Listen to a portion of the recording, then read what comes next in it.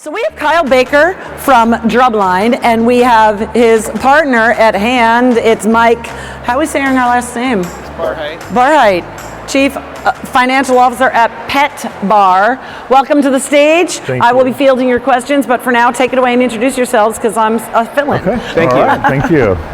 All right, well, good afternoon. Thank you for coming. I hope you have enjoyed the conference so far, and I'm sure everybody's looking forward to getting 500 emails next week with all the connections you've made.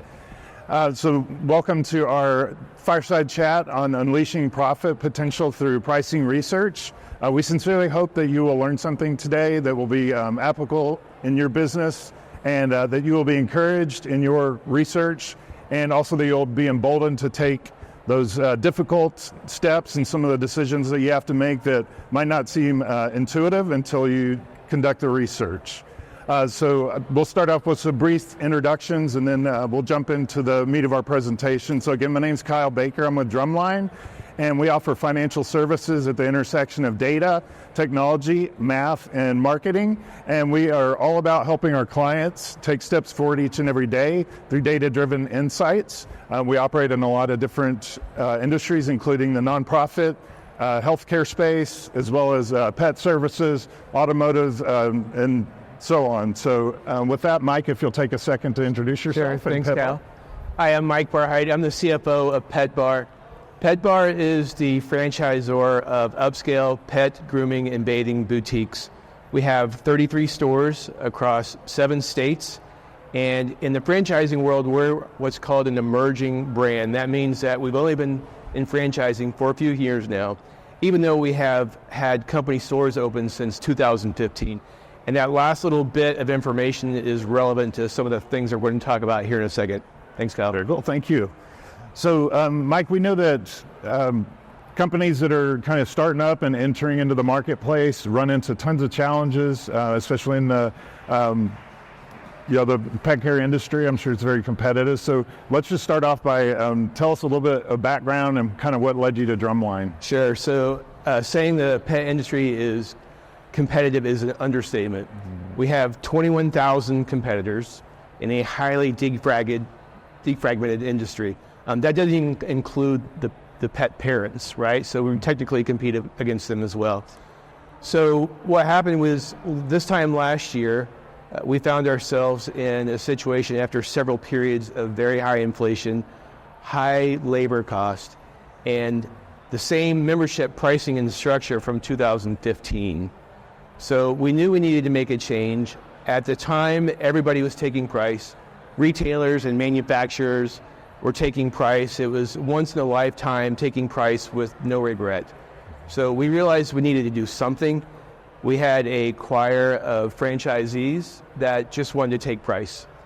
But there was something inside of us that we said, we need to hit pause, because we had this experiential bias really say, and sometimes maybe a fear of changing things that something is working for the company stores, but it might not be working for all the stores. So we took everyone's advice and said, well, okay, if we're going to make any change right now, let's get some data on it. Let's make a data-led decision on this. And I mean, that's how we got to you guys. Awesome. Yes. So after several conversations with Mike and the PetBar team, we listened to their concerns and tried to understand, what their biggest pain points were. So we designed a conjoint survey that would determine the level of price sensitivity for their product, as well as what trade-offs that their clients might be willing to make for a change in pricing. So we conducted our research, and we found that indeed, of course, it was a little bit price sensitive. So I think it was a really intelligent move to pause there and do the research. So we found that it was about 2.5 times more impactful than any other attributes that we tested in the product.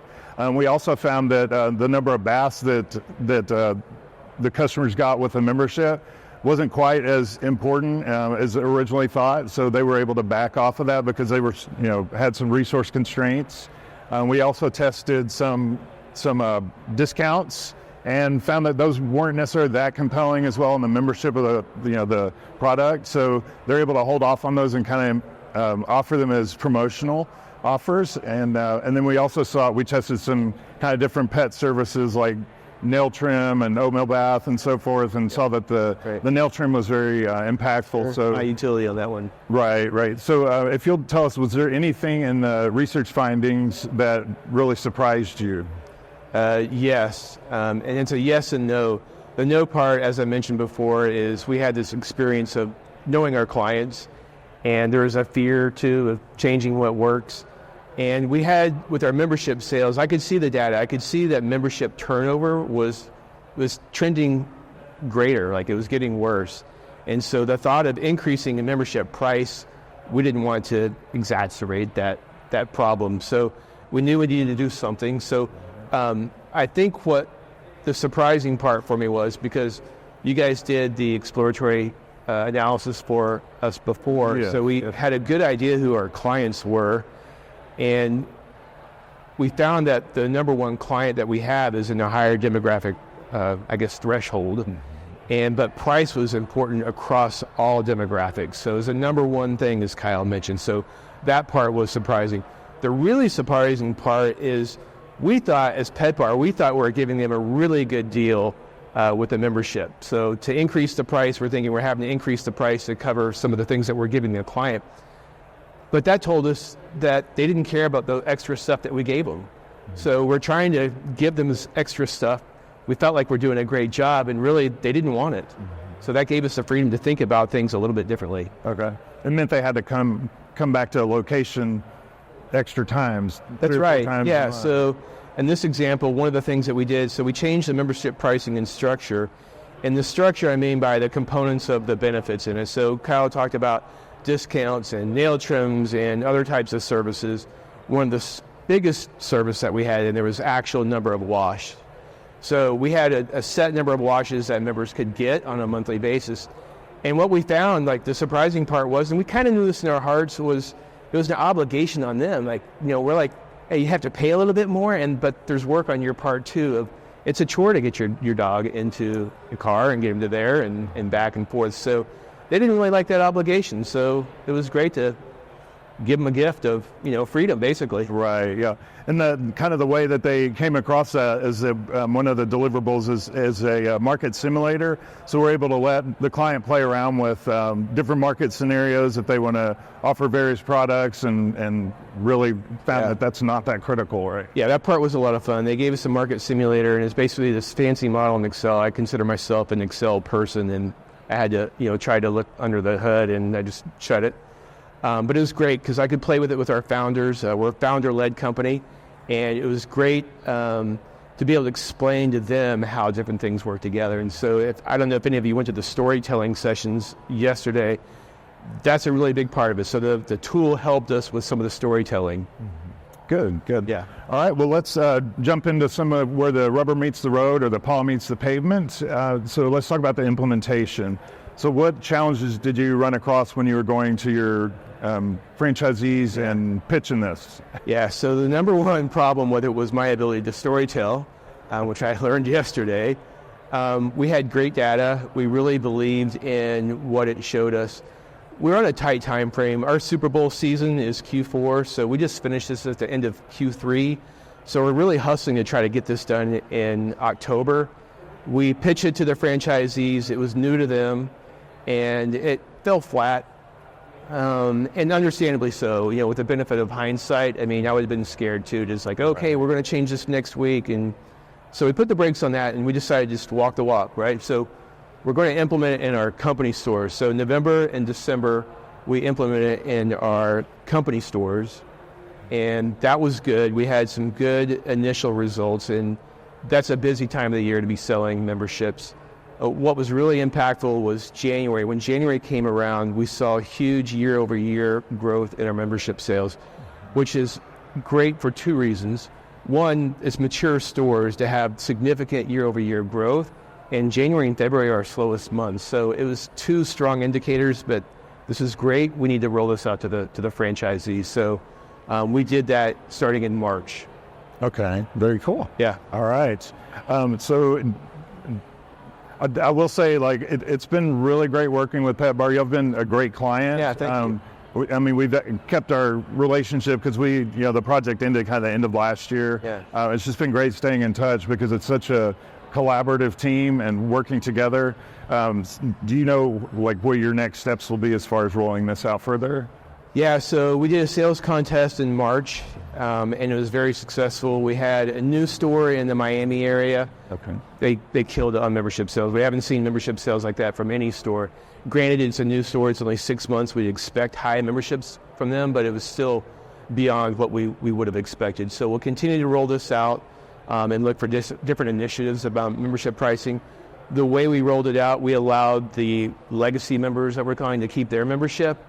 This has been great too, because as those members are coming in to cancel their memberships because they're not using it, we're able to sell them on the new members. So we'll continue to try to work on our sales efforts for the rest of the year. The slow in November and December, I think our clients were ready to adopt it before we really were. They had been selling the old membership for so long, it just had a hard time in their brain shifting to the new style. So once they got that in their brain and reformulate their story and their narrative and their sales pitch, they did great. Okay, very good. Well, we hope that you've enjoyed this story. This is just a really awesome example of kind of taking that pause and saying, let's conduct some research and make sure that we make the right decision. Yeah. And that's what Drumline is all about, like delivering those data-driven insights to clients like Pet Bar, Sure. And making sure that they're doing kind of a win-win, best case scenario for Pet Bar as well as your customers. Yeah, and if I could circle back, they made it really easy. They started and recommended with the demographic profile, which I never would have thought of being a finance guy, starting with that. But this is a double win. We're talking about changing the membership pricing. We're actually able to lower it. And that's a huge win because we're able to lower prices in a time where everybody is taking price. And, that saw that, from the demographic data we saw, I was not expecting that part. Right. Yeah. And the second thing is by reducing the composition of our membership structure, we're able to keep roughly the same value, dollar-wise, and economic value that we would provide through labor, but we're able to shift some of the high labor cost out. So perceived value to the client stayed roughly the same, but we're able to save on labor costs now. So we lowered prices. We were able to make room for more membership sales, so we're going to see a lift in top line, and we've also contained labor expenses. So it was a great exercise. And Kyle started this off. If you're on the fence of doing something like this, I highly recommend looking into it a little bit more because don't be scared to have someone hold your hand and look into it. And the fact that you're here, is an indication that you are interested in doing something like that. And I'd be happy to tell you about my experience going through this because I think we're going to see transformative results over the next year. I'm really looking forward to seeing our franchisees 2024 P&Ls. I think it's going to be drastically different from this past year. Very cool. All right. Let's see. We have some time for Q&A.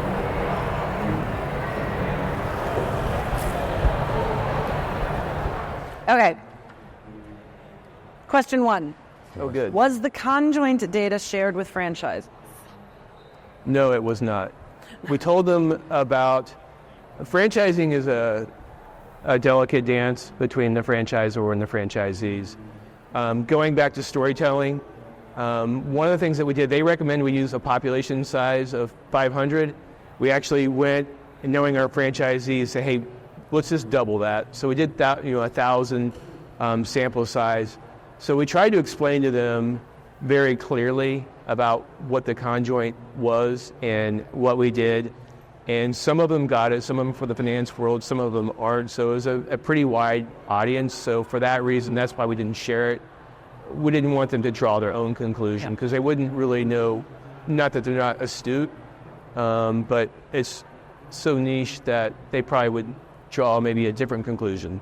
Yeah, we ended up going with the sample size of 1,000, which if you're familiar with conjoint, it's very iterative, so you can use a smaller sample size because each respondent is going through the exercise a dozen or more times. So, but yeah, they were comfortable with 1,000, and we're kind of able to put some of those concerns to rest. Yeah, that was great, and plus sharing the conjoint analysis results without giving them access to the market simulator, that would have been another disconnect for them. Yeah, that's a fair answer. Okay, next one. Were current members moved to the new program, and how did they feel about it? They were not. And there's some franchisees that thought we should, but they signed up for the old program.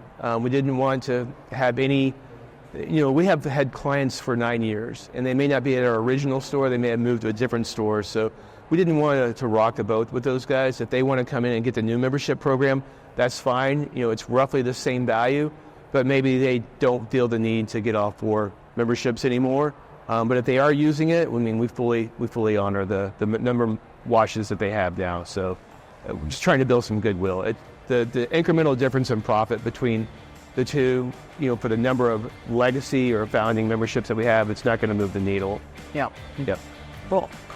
I think those are the questions, gentlemen. All right. So Great. thank you so much for your time. Yeah. Thanks everybody for listening. Appreciate it. Thank you.